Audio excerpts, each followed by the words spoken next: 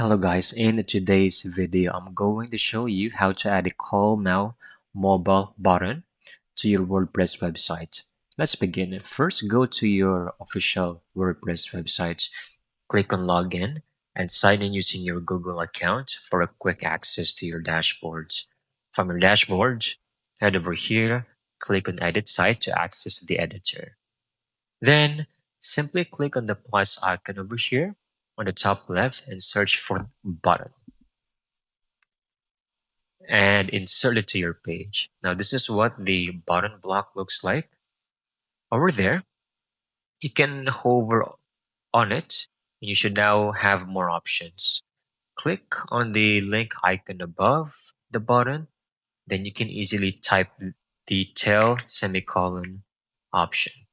Click on it, then press the pencil or edit link icon.